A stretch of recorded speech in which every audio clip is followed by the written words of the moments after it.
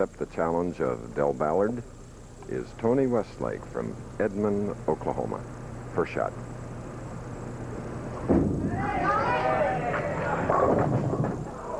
Ten pin. Tell you, when you have equal oil or lane conditioner, gutter to gutter, there is no bonus in moving to any particular line that you're not comfortable with. You see Tony Westlake playing the extreme outside line about the second board. We saw Janela, who plays a little less hook than Westlake, playing inside in the track. So you can play almost anywhere you want this week. All right, Tony, who has 2 titles to his credit, the Greater Hartford in '88 and the El Paso Open in '89, 4th telecast this year. And you're looking at Del Ballard now in his 3rd telecast in our winter tour this year.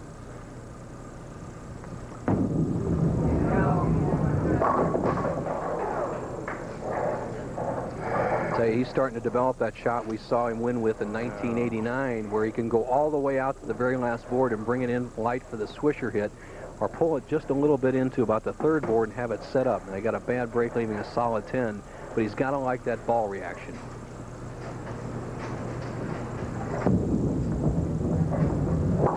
Stuck a little bit at the line, worried that he might go over the foul line.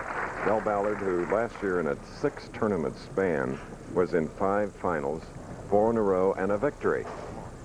Ballard playing the big hook. He'll stand way to the extreme left side of the approach. He'll walk on a line almost to the center. Then he'll play a hook ball out over the 3rd, all the way out to the channel into the 1-3. A lot of power, but difficult to control. Oh, thank you. All right, leaving a 6-pin on the left lane. Getting very difficult, this championship pair, Bo. Well, we've seen players over the years have a little bit of trouble. I think it's the extra pressure, as you see the pin action of Del's ball crossing across the head pin. The extra pressure, the heat in the building, and obviously nothing going real good right now for anybody. Didn't go too well for the man that won 3 tournaments this year. Jim Pensack finishing 34th, Petraglia 37th. Chris Warren 25th. Tony Westlake, who plays the extreme outside line, a great clutch player, has hit the pocket almost every ball in the championship round this year. A 2. Westlake with that upright style, kind of a shuffle 4.5 step delivery, shoulder high arm swing, balances those shoulders up. Good follow through, very confident with his game, well practiced. Okay. Here are the leaders by rounds. Mark Baker, who was eliminated in the first game, led the first 3. Then the man who's bowling now, Westlake, for 2. And our tournament leader up next, Dave Ferraro. Format a little bit different for the Firestone. 24 games of qualifying as opposed to 18 in a normal tournament, and then 24 match game finals, 48 in all.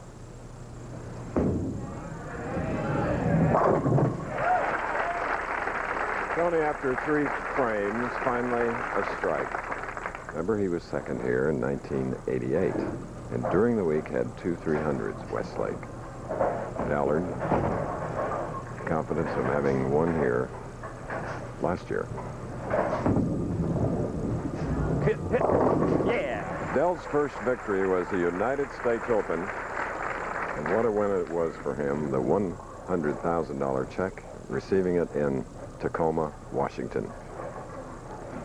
Here's the reaction, the ball swinging very wide. See how he kept his eyes down on his target all the way down the lane. His concentration very good. And we talk about Jim Pensack, who set a record so far, 15 straight wins on ABC.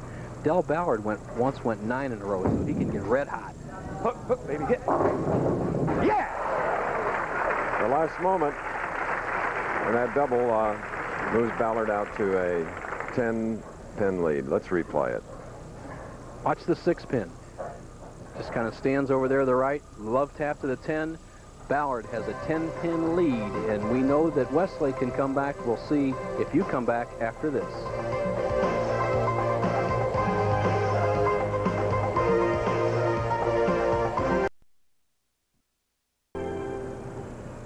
Here's a reaction after the double by Del Ballard.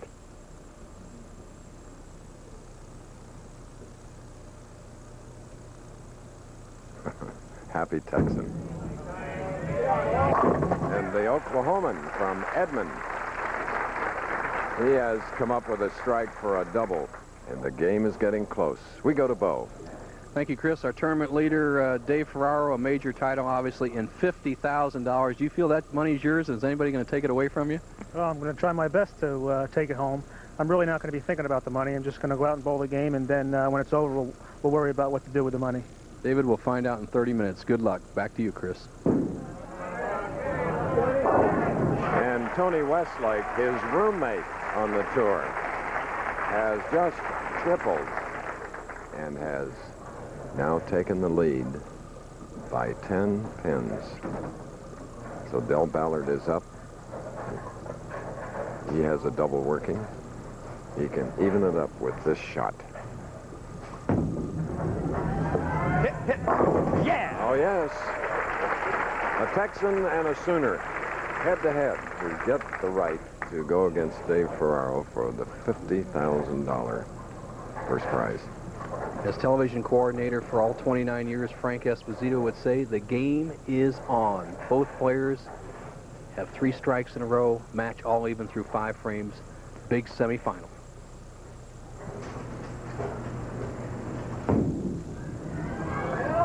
I'll do that with this slow. Del hoping to take a lead. He has a 2-sleeper 9 and a 10.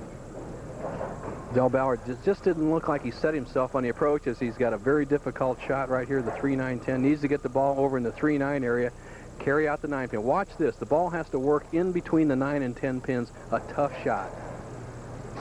Del Ballard can do that. He'll only trail by 3 pins. Come on.